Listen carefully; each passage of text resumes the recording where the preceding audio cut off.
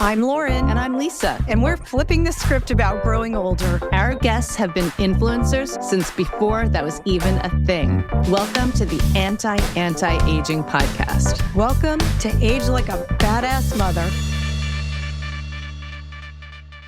Today, we welcome Dr. Alona Pulde, our friend and a personal mentor of mine. Dr. Pulde, Alona, is incredibly accomplished with an impressive list of titles, including CEO, published author, and mom.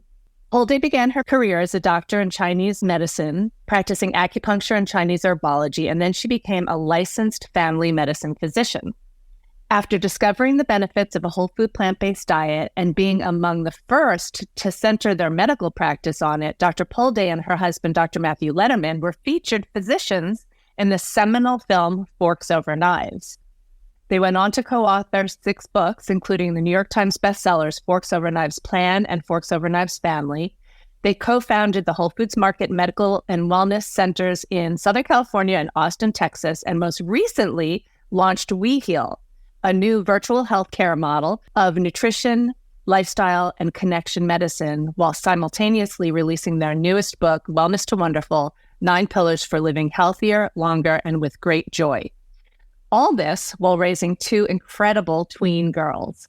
Our friend, Dr. Alona Pulde, is a pioneer in the field of lifestyle medicine, so we couldn't wait to chat with her about aging like a badass mother. Welcome, Alona. Thank you so much for having me. Thank you. What an amazing introduction, Lisa. Thank you. You know, you actually are a badass mother, because we normally mean that figuratively, but we mean it literally with you, because your daughters are so great. That's a testament to you and Matt. Oh, thank you. Well, and for me, I take it for granted, all your accomplishments and all the things you do. So it's really fun to be doing this with you today. And because our podcast is Age Like a Badass Mother, of course, we want to know all your secrets. But we thought we'd start with, how old are you and what do you love about this age? Oh, my goodness. So I just turned 50 2 days ago. I was actually really excited about turning 50. And, partly because I'm going through perimenopause, that whole stage of my life right now. And there's so much stigma around it in our culture here. And for me, I've been doing just a lot of reading and a lot of trying to uncover and understand it and step into it with grace.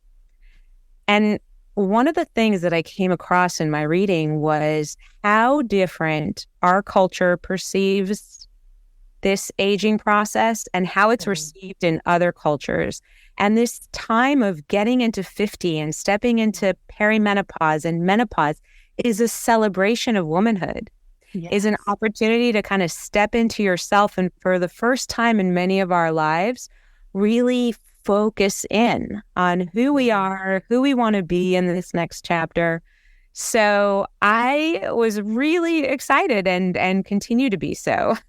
Well, amen to that. And you're going to have to share, and we'll put it in our links, some of the resources you recommend, because I agree, and I think Lauren would too, that we do need to celebrate the elders, the wisdom, and all the things we have to offer, especially as women, mothers and CEOs. And right, I love that you said that, the word elders, because that was another thing that I was reading was the difference between, in our society, it's not elders, it's elderly, which is associated with frailty. You're old, you're worn out, you're weak, versus an elder.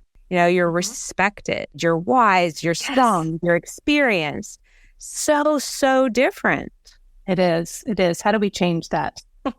What else do you love about being 50 in your 2 days experience?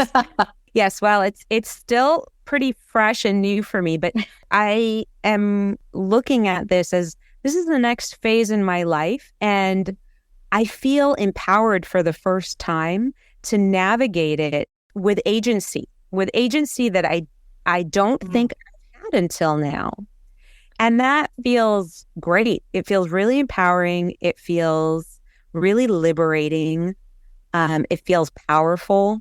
And I love it. I'm really looking forward to that and to giving thought to how do I want to show up and how wonderful it is to have that agency and to be able to slow down enough.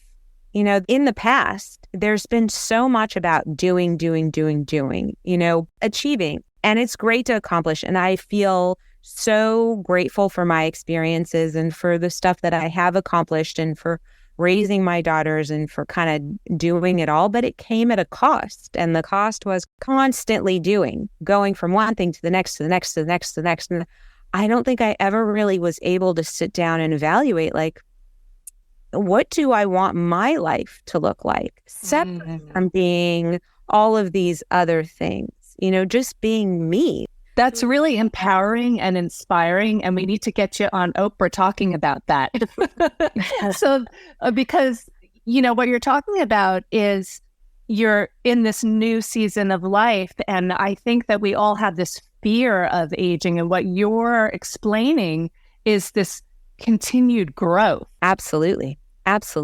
Did you feel like, okay, I turned 50 and now I have this agency, or what brought this feeling upon? Or is it just something that you've sailed into slowly? I would say it was active. It's been an active process for me because as I've been exploring this whole perimenopause phase, which I think, there's such a discredit to women going through this process. It's especially in our society because nobody wants to say, I'm perimenopausal or I'm menopausal, because what that means is I'm worn out, I'm washed out, I'm old, I'm going to be replaced with a new model. There's so much fear around what that means.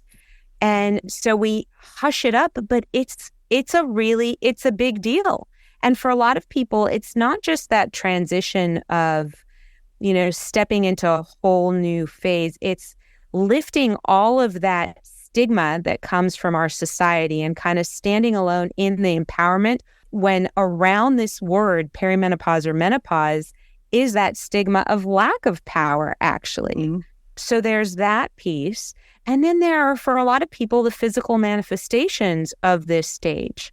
And there's a lot of literature on, oh yeah, you get hot flashes, and oh yeah, you get this, and oh yeah, you get that. And oh, these are all the hidden symptoms that you can get, but nobody's really talking about, hey, this was my experience.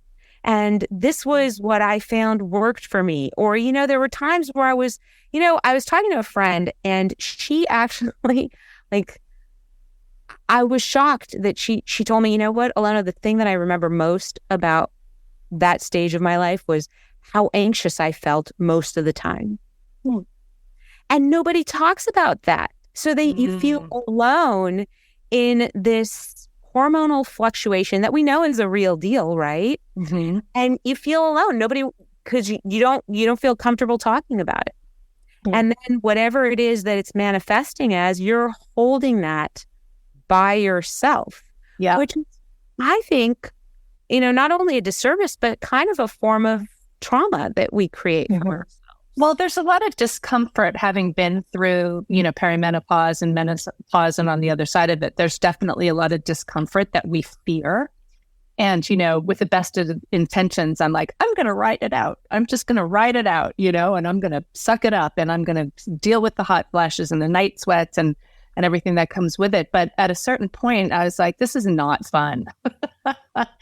And it wasn't even the hot flashes and the night sweats. It was more the moodiness and the low libido, which wasn't good for my marriage, and the dry, the vaginal dryness. And I'm like, that part I was really struggling with. And so one of the things I wanted to ask you about is your thoughts on bioidentical hormones and other supplemental things that are common for going through menopause. Can I just say, before you explain that, Alona, can you, for people who don't know, the difference, what perimenopause is, and then explain that? Yeah. So perimenopause is the stage where you're getting the hormone fluctuations that are eventually going to become menopause. Menopause is defined as not having your period for an entire year. But leading up to that, there are a whole lot of fluctuations. And for different people, it can look very different. It could be having more irregular periods. It could be the hot flashes or the night sweats or the anxieties or the fears or the moodiness or the low libido or headaches or, it depends how sensitive you are to the hormonal fluctuations that are taking place leading up to menopause. I would think genetics would play a role as well. Yeah. I'm 55. I don't even think I'm in perimenopause yet. I don't have it. I mean, I have to be, obviously, but I don't feel like I have any of those symptoms yet. Yeah. Am I going to have my period forever? No. Some people don't. It's a lot of, it's a very individual process. And it's multifactorial, I think. It doesn't just depend on, I read a book, I think it was by Christine Northrup, but it was Women's Bodies, Women's Wisdom or something like that. Christine Northrup. Yeah. Fabulous. But it was a long time ago and it was talking about periods. And what she said was they're so linked to our emotional state that if we have a really bad month, we will experience a period that is more painful or more discomfort versus if we have an emotionally, positive month, our period might be light and we won't feel anything. There won't be any PMS or anything like that. So it's really connected. Yeah, that's a mind-body connection. Yeah. And I believe that menopause is similar. I believe that the things that we are experiencing emotionally also are manifesting physically, and how we tolerate our hormonal shifts will be impacted by that.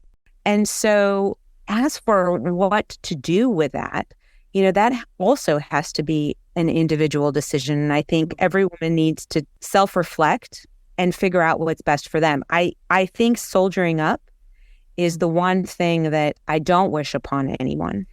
It's hard enough, and there are so many things that are available to us now, from herbal supplements to bioidentical hormones, there's so many different things that people can try. And I imagine that diet and lifestyle is a big part of it as well, right? I mean, that's your expertise for sure.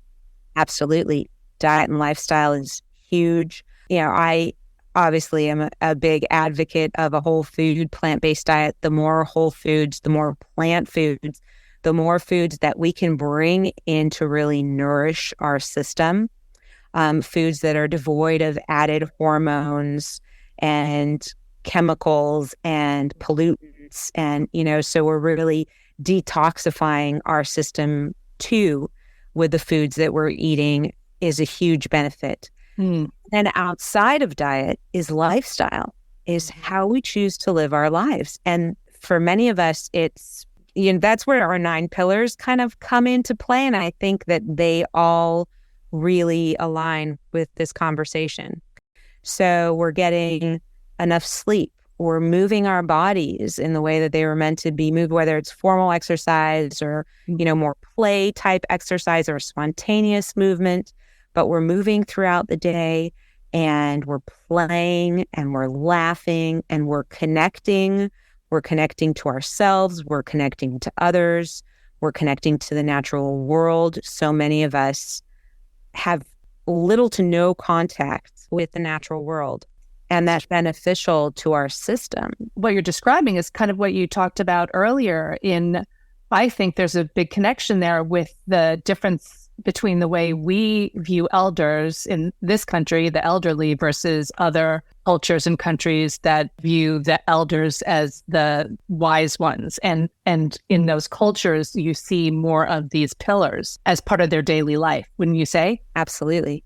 Dan Buettner has that series now on the centurions, and it's fantastic. And every one of those builds on that same idea. These people are living into their hundreds because of the richness in their lives. All of the things that they have incorporated, from what they eat to how they live their lives to the people that they surround themselves with. Those are all huge components. And I think what's happening here in America a lot of the time is we're living in what we call a mobilized state. We are constantly in this fight or flight state that is wreaking havoc on our systems, that is keeping us in that sympathetic, high stress state. Yeah. Disconnected. Completely disconnected with a scarcity, fear-based mentality so that everything becomes really small. We become really small. I was just thinking while you were talking about elders in these communities aging well, I want to say to listeners, and Lauren and I had this experience where we went to Chef AJ's conference in Sacramento on Sunday, and there were several elders there. We're talking 70s, 80s, 90s. Like the guy who was in a wheelchair, he was 80 years old, he had heart disease, his fate was in stone until he completely changed to a whole food plant-based diet. He created this community around him. And now he's how old was he? 87. And he's like out exercising. He looks like he's 20 years younger. There's a woman who was in her 70s. She changed a lot of things in her life. She lost the 130 pounds she needed to lose. Same thing. Like she looks maybe 15, 20 years younger. And then there was the 100-year-old doctor who spoke. But I think my point that I want to make to anyone listening is that even if you're not part of this community that has been living this way, it's never too late to create that for yourself and to become healthy and live the last chapter of your life really well. I love that, Lisa. I love that. You're never too young to start. You're never too old to start. And the benefits that you reap are actually happen really quickly.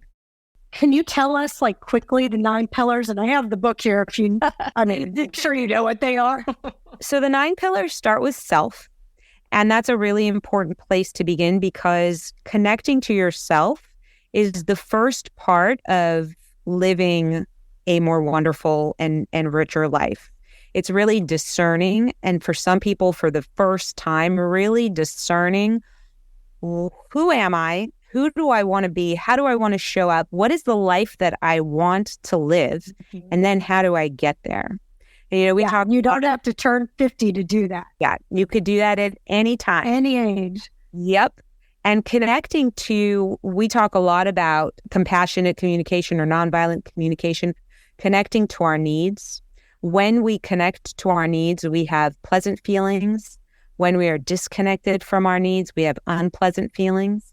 So that self, that opportunity to connect to self and to see what am I needing, and then how do I get those needs met? I want to interrupt you for one second because I want to point out that this is not selfish. And I know you're going to go on to talk about this, but I think what we don't realize is that many of us are disconnected from ourselves by the way we were raised, and it's not any fault of ours, and that it takes some awareness to even know that connecting with the self isn't like some selfish, it's all about me. It's the thing that enables you to branch out into these other areas. So now I'm going to let you take it from there. I love that. It's not a privilege. It's actually a necessity. And I'll get to the rest of the 9 pillars in a second, but that's a really important point is that when we are young, we depend on our parents for our survival, literally. And so for many of us, we have to suppress and repress our own needs to be accepted, to be loved, to have the reassurance that we will be taken care of. And so for a lot of us, we lose our sense of self, whether it's from parents or in traditional schools where the teachers and an authoritarian kind of model is built. We lose ourselves along the way in jobs where bosses, also deliver an authoritarian kind of work environment.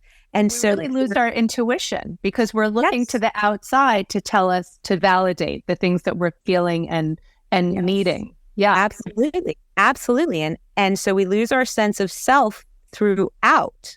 And so this is a time to connect to yourself. And when I say it's a necessity, for me, it's like when you're on a plane and they tell you, you need to put your oxygen mask on first. Do not try and save your children first because you will pass out and none of you will make it. Right. So this is that same example. In order for you to be able to even care, really be available to others, you need to hone in on self first. Yes. Otherwise, we deplete ourselves. We are completely exhausted. We get sick.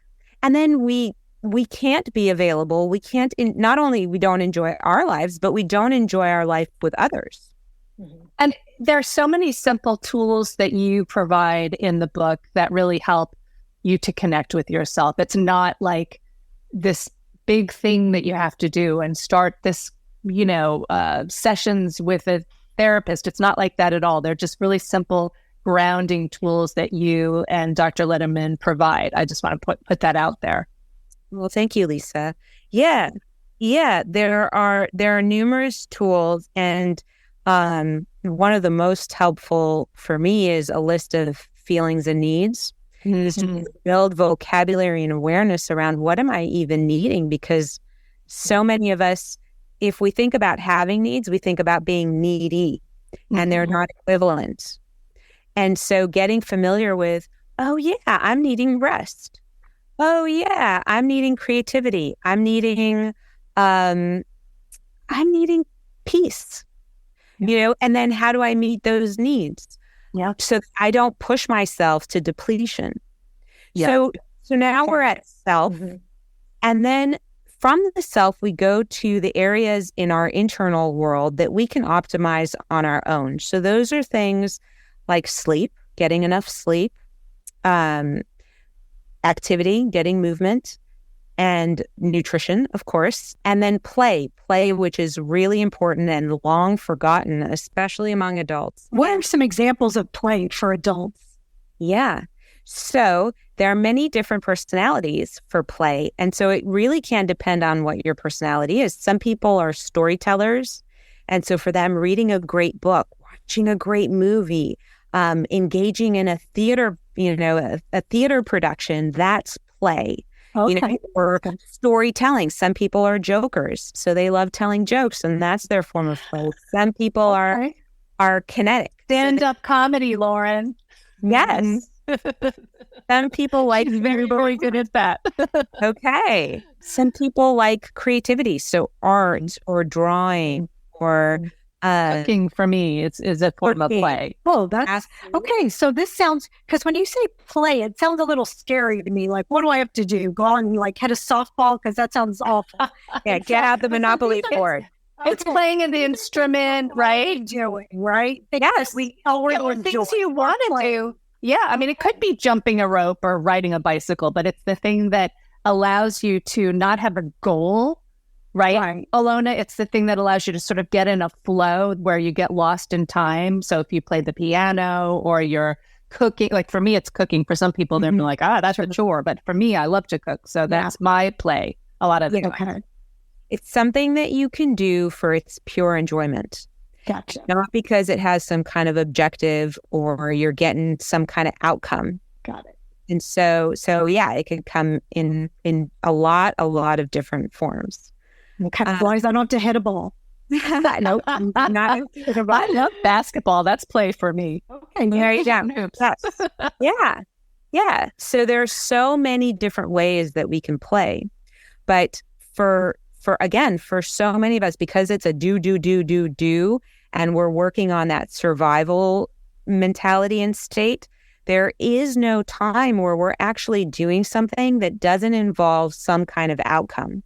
I'm doing this because I need to get that done, and I need to get this done, and I need to get, even if we go out and play basketball, it's because I need my exercise. And especially people who work really hard to pay the bills, to support their family. They have a mortgage or they have a rent and they have all these bills. It's especially important because I think a lot of times we feel like we don't deserve to take the time to play. That by doing that, we're neglecting some responsibility. Can you speak to that? Because I think a lot of people think, oh, that's for people who have time. Right. Right. I think that's I think all of those, I think getting enough sleep, I think eating well, finding time for exercise, and then of course finding time for play, which feels so indulgent, is that same, it goes back to that same state of mobilization. In our survival mode, we develop a scarcity mentality, and a scarcity mentality keeps us afraid. I must do X, I must start, keep checking off the boxes on the list. Mm-hmm. Because if I don't do that, we're not going to survive. But what happens is it's a vicious cycle, which is the more we do that, the more we're depleting ourselves, the more mobilized we are, the more we step into that scarcity mentality. And so we're kind of, going down, digging deeper and deeper and deeper into this hole. Mm. And one of the things that play, for example, can provide is you can't be mobilized and playing at the same time. So physiologically, your body is actually healthier when you take the play break. Yes. You step into a state of, if we consider mobilization a kind of danger state, step into a state of safety. And in that state, healing and expansiveness and creativity and intimacy and all the things that fill up our cup are able to come back. Versus in the other stage, we're just draining and draining and yeah, I think that most people don't even realize they're in survival mode most of the time. I think that it's become so normal. But then when you do take a 5-minute Wordle break or shoot some hoops or hop on your bike for 10 minutes, and you notice a difference in how you feel, because physiologically you're actually giving your body a break. It's saying thank you, right? Yes. And I want to actually get back to that break, because that break it's actually necessary for our survival. We call it survival mode, but really that's the way we're living in survival mode is toward extinction. Burning the candle at both ends, and we will eventually burn out. Right? In historically, ancestrally, the way that stress works is it's a burst of stress that then we get to relax from. Right. We get to come down from. Our body has some time to recover. And right now we are constantly in that state. There is no recovery time at all. Right. And that's where we're going to burn out.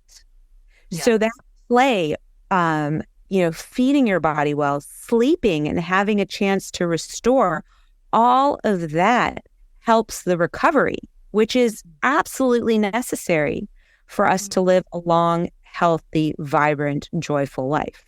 Right. So what you're saying is stress is necessary, but we need to get out of this constant level of stress that we don't even realize we're in most of the time. Because for our ancestors, it was like they needed the stress to run from the tiger and then get safe. But we're constantly running from the tiger in our heads. Yes. Right.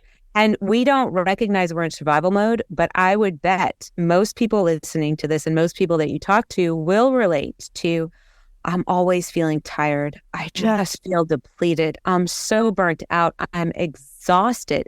I have so much to do. Thank you. What does that do for aging? That's right. Can't be. It burns you out. It burns you out. If you look at it as age, it burns you out. Yeah. Well, that answers the question. Why do some people age well and others don't? If we don't address those things, then we're not going to have a chance, right? Exactly. So we talked about, I'm going to get back to the pillars, because the other part of it is also really important. So now that we've kind of internalized or optimized that internal state, the things that we can do for ourselves, the next part of it is connecting to our external world. So it's connecting to our most important relationships, whether that's our family of origin or, the family that we've created, our friends, our work. And by work, I mean meaning and purpose. So finding our meaning and purpose, whether it's in our actual job or in other things that we do to bring us meaning and purpose. Connecting to spirituality, and that could again be so individual, anything from organized religion to meditation practices to being out in the natural world. But it's connecting to this notion that there's something bigger than us out there. We are not alone. And instilling that notion of interdependence. And then a connection to our natural world, which is a connection to all living things on this planet. Alona, I just want to interrupt again because I want listeners to know that, like, for me, I don't live close to my immediate family, so I don't get to we're all spread out. So for me, my community would be my friends, right? My husband, obviously, I have a partner and I have a son, but really it's the community you also create and the people we work with, like you said, like creating and having the awareness of self to be able to make those connections in a way that nurtures us. Absolutely. For sure. Yes. Yeah. Community is surrounding yourself with your people. And those people can be, like I said, family of origin. It could be friends. It could be coworkers. They come in a lot of different forms, but it's in-person connections with others. And that is nourishing. That supports health and well-being. And it's not a nice to have. It's actually a need to have. Well, we saw that after the pandemic, didn't we? When we were on lockdown and we were all isolated, right? And now mental health crises went through the roof. There were a lot of physical illnesses that came out of that. We're still seeing that. There's still a fear-based mentality that keeps us worried about in-person connections, worried about getting back out into the world. And again, it's that same, we talked about when you have that scarcity mentality, the world becomes very small and constricted. And so being in isolation for such a long time, we kind of get into this box, and getting out of that box feels very uncomfortable. Yeah. And so it really is, Lauren, when you were asking me earlier about how I kind of got to that realization of what I want this next phase to look like, it involves an active process. It's saying, hey, I don't want to be in this box anymore. I want to be more expansive. I want to be bigger than this. And I'm going to step out of my comfort zone. I'm going to explore different things. I'm going to recognize that, I love that. The definition of insanity, is doing the same thing over and over again, expecting a different result. So it's doing something different. Well, I think mindset has a lot to do with that. I think just knowing that you have permission, giving yourself permission to be open to possibilities other than what you think you need to do. Like, for instance, you're never too old to start that book you want to write, or pick up that instrument you want to play, or look into a new career, frankly. Yeah. And or find, it's also little things like, and Lisa, I love that you mentioned that, like, it doesn't have to be big changes. It could be small ripples that you're making in your day to day, things like, taking the stairs instead of the elevator as part of increasing your movement for the day, going to sleep half an hour earlier, doing something that engages you in play for 5 minutes a day. Dance to a song, that's 3 minutes. Smile. Yeah. Smiling at somebody that you see down the street, or as you're driving, wave to someone that you're driving by. That makes such a big difference in your mood. Yes. Like, if you're in a grumpy mood and you're out and you smile at someone and they smile back, it could just change your whole day. Absolutely. And that's physical. That there's a biological chemical reaction that's happening there. Yeah. Because it's bidirectional, right? We can think positive thoughts and feel happy. We can feel happy to emanate those positive thoughts. So smiling tells your body, it takes you out of that mobilization state, tells your body, oh, I am safe. It's okay. Body relaxes. And yeah, you feel that. It's different. And also adding some greens to your lunch or some berries to your breakfast. Yes. Yes. Also, Yeah, Absolutely. that's true. So are those all the 9 pillars? Did you do? Yeah, you did All the to the natural. That's like, and by the way, our own Lisa Rice was a contributor to that book, wasn't she? In so many ways. She was an absolute contributor to that book. Well, go ahead. I'm going to say that's a good example of it's never too late to do the thing that you want to do, because I've always wanted to be a writer. And thanks to Matt and Alona, I had the opportunity to be part of this book in my late 50s, almost 60, on the verge of 60. Exactly. Yes. It's not to be a woman of many talents, not only in writing the book, but in her amazing cooking prowess and her recipes. And, my daughter, Lisa, still talks about how you were a saving grace for her. I can share that story if that's okay. But is that? Oh, of course. Yeah. I think I know what you're talking about. So my daughter was diagnosed with Crohn's at the end of May this year. And that was a really big shock to our family, an opportunity to humbly look at our own 9 pillars and where we really fell short for her and for the family. And she's 12, right? Yes, yeah. She's going to be 12 in January. Yeah. Okay. And one of the things that we needed for her, she became, over time in our effort to try and kind of get her gain social acceptance. She's already a vegan and she eats different than most vegans. And we became really lax with her diet, such that she stayed vegan, but she was pretty much junk food vegan. And so we really needed to revamp her whole diet. And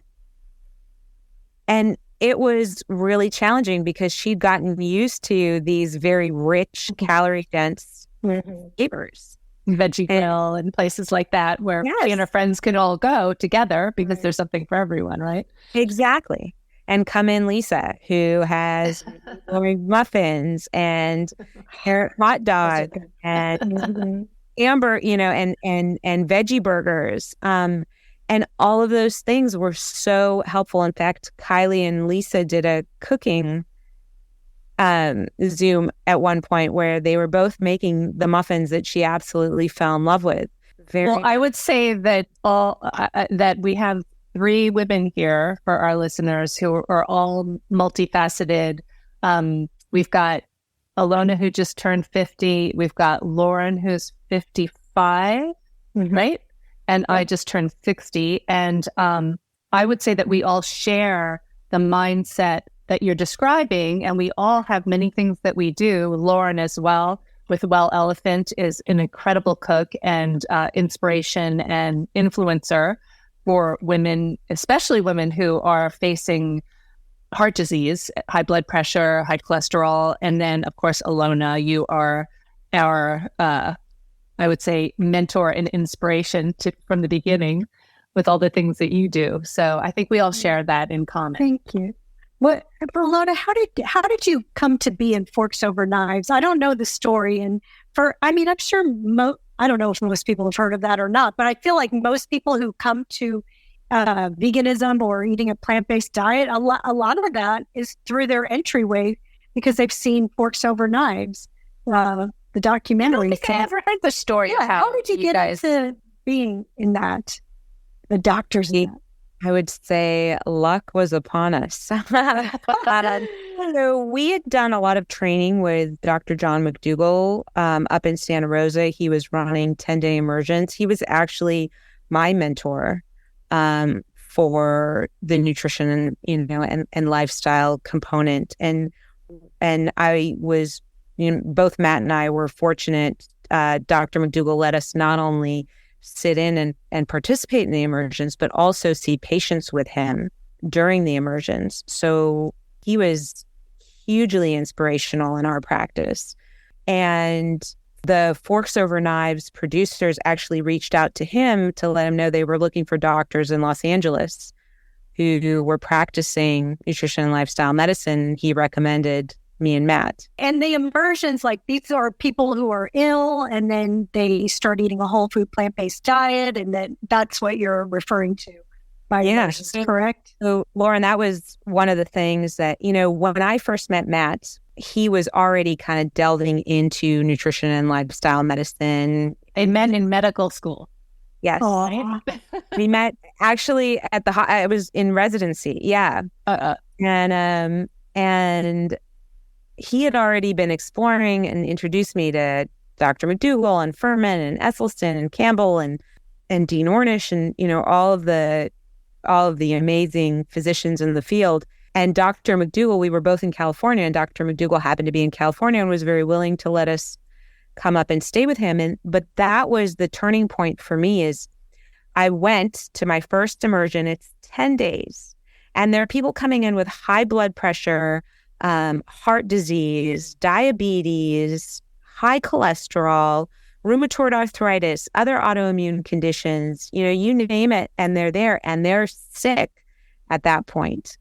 And in 10 days of not only getting the information on a whole food plant-based diet, but eating the food 3 times a day. And this is like buffet style food. It's a lot of food. And I'm not talking salad. I'm talking veggie burgers and lasagnas and sometimes desserts and pastas. Pancakes and French toast. I mean, it was surreal. And then in between that, you also had snacks, unlimited amount of snacks. And so it was like being on a cruise, okay, as far as the food was concerned. In 10 days, people not only lost weight, but they got off their medications for blood pressure, diabetes, cholesterol medication, some of them, in that 10 days for any kind of arthritic or autoimmune conditions. I mean, it was insanity to see what you could do in 10 days and conventional Western medicine couldn't do in a lifetime. Right. And then, disclaimer, I mean, Lisa and I, we want to examine like why some people are aging well and others aren't, and advice for aging well. But, we kind of come to this through the first thing you could do is kind of start eating at least more fruits and vegetables and beans and things like that. So because it makes a huge difference. Well, I think that's why we're here. Aging well, right? I mean, that's why we're here. I mean, we've experienced it personally, right? Lauren, you reversed your heart disease in your 40s with a whole food plant-based diet. I had an incredible health transformation when I was in college going whole food plant-based. So I think that that's why we're so excited about it. Like, we know, right? We know. And that's really for Alona, you and Matt, who are doctors and obviously have spent your career educating and sharing this, is huge. Yeah. Alona, I wanted to ask you, we sort of got off the menopause and bioidentical, but I wanted to go back to that for a second, if you don't mind, because you had mentioned like a feeling of going through it alone. And can you kind of tell us some of the things, like maybe some of the symptoms you're having and some of the specific things that you're doing so that other women don't have to feel like they're so alone in this? Yeah. I just 1 minute, just going back to the diet. I mean, it really is what you're putting inside. Our skin is part of our organ systems, right? Just like we nourish our heart, we nourish our liver, we nourish our kidneys, we nourish our brain, we nourish our skin with the food that we eat too. So if we think of, eating the food's highest in vitamins, minerals, antioxidants, phytochemicals, fiber, all of that stuff, it's going to come out flourishing in our skin. If we think of the greasy, heavy, oily, calorie-dense, junk foods, preservatives and hormones and chemicals, that's going to come out in our skin. Right. And how we look and how we age and how we feel. So it's just really important to remember that too, That's such a good point. It's a great point. So I just wanted to add to that. And then what am I experiencing in my perimenopause? And what are you doing? Yeah. So for me, it's been I have the occasional hot flash. I have, some night sweats, but I think I have as a baseline kind of a fear-based state, that I have to actively step out of, and that comes from when I was in my second year of medical school. My father passed away suddenly at the age of 55. He was hiking up a mountain here in California, and he just collapsed at the top. And it was completely sudden. It was completely unexpected, and it was absolutely devastating.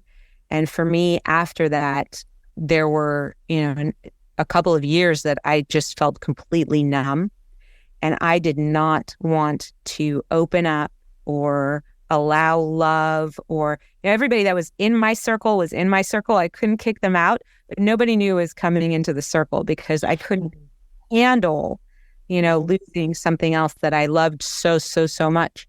And then I met Matt, and he ruined everything. and then we had our daughters, and that whole notion of like, I can't imagine anything that I love more in life. And, so that, so what I notice sometimes is stepping back into that fear-based mentality. Oh, I got to keep the girls safe. I got to make sure and it becomes this like micromanaging kind of state, high alert and high anxiety. So I've been doing a lot of reflection work. I've been really actively slowing it down. Journaling is something that has helped me immensely. And in journaling, I do a lot of expressive writing. And expressive writing, different from journaling that, sometimes like when I journal, I usually save my whatever I'm writing, and I could go back and reflect on it. When I'm expressive writing, it's with the intent of I'm going to destroy this paper when I'm done. And what I've noticed in that is that there's this freedom of expression. No one is going to see this. No one is going to know. I can release uninhibited anything that comes to mind. Is that what you do when you get mad at Matt? Yes. And at my daughters and at, yes. And then it goes into the shredder. Okay, I'm doing that today. So liberating. I feel like almost like I'm, and this is maybe a little foo-foo for some people, but I'm sharing it with the universe, and we're kind of holding it together, and then it goes away. But I don't hold it inside anymore. I've expressed it, and I really like go through it all, Yeah. And you're allowing yourself to have those emotions. You're not feeling guilty about it, or you're not taking it out on anybody. You're just allowing them to happen, which is important, right? Yes. And I'm mourning where I need to mourn, and I'm afraid where I need to be afraid. And then I let it go. A lot of times we're afraid of these unpleasant feelings because we think if I open up Pandora's box to sadness, I'm going to feel sad for the rest of my life. Right. But nobody's sad for the rest of their lives, and nobody's happy for the rest of their lives. Feelings come and go. And the only way that they stay stuck is if we don't let them out. Yeah. Yes. Feeling your feelings is so important. And I will tell you, everybody has good and bad about their parents, but I have said one of the best things that my mother always told me is to feel my feelings, and I am entitled to my feelings. And as they come up, I really do. I really feel my feelings, and I'll cry and I'll do whatever until I'm done with it. And then I'm done. And I feel like that's been so helpful to me in my life for not being stuck, Lauren, I would gauge that's those kind of strategies are the things that are contributing to you having a smoother sailing perimenopause. I would bet on it. I bet you're right. Like, I'm trying to imagine my parents telling me that when I was a kid. Instead, it was like reactive to my emotions. Like, don't cry, Yeah, that Why was my are you so mad? Why are you in a bad mood? Like always questioning the feelings. But if they have just said it's okay to feel your feelings, Yes. Wow, right? Yeah. Now, I'm not saying it's always like that, but yeah, no, but still, just having definitely, yeah, it was a very good thing for me. Yeah. So what else? Are you doing anything else? Are you doing herbs or? I was doing herbs for a little while. And what herbs? I did. So Dr. Furman has something called Mood Biotech, which I really, really liked for a while. Lately, I have not. I am really trying to, I think I really want to tap in, and I really want to see what is behind, because I think a lot of it for me is manifestations of where my emotional state is. Actually, I can tell you, I've noticed in the last, I would say 4 or 5 months, a huge difference in where I'm at with that. I really set the intention to slow it down. Because what would happen also is there's this cyclical thing of, oh, I'm feeling this. What is this? Oh, let me go look it up. What does that mean? And each of those steps takes you into that high alert state versus perimenopause is kind of going to be a roller coaster, and it's going to hit me with things that I may not be comfortable with, that I don't like, but I'm going to explore them, and I'm going to make space for them. I'm going to journal about them. I do a lot of, especially in the family, because it's fun to do with the family and helpful for the girls too, is a lot of breathing, techniques for relaxation during the day. I love music. So music has come back into my life. I like my decadent, I love musical theater. So I notice when I start getting I by slowing down, I'm checking, I use a barometer kind of, and I'm checking, we call it a check-in meter, where I'm checking my state, where am I on the calm to high anxiety state? And it's, let's say, a 0 to 10. If I start noticing that I'm a 6 or 7, I pause and I start thinking about that. Why am I a 6 or 7? Before, what was happening before is I would get to 8 or 9, and that's reactivity already. 8, 9, 10, I'm reactive. The frontal part of my brain, the executive decision-making, isn't happening anymore. It's fear-based. The default is a scarcity mentality. The default is all of those things, right? So what musical do you play? I love the Phantom of the Opera. It really takes me down. Or Guys and Dolls. I love all those old musicals. Oh my God, that's so funny. Yeah. So no jamming out to the Chili Peppers or anything.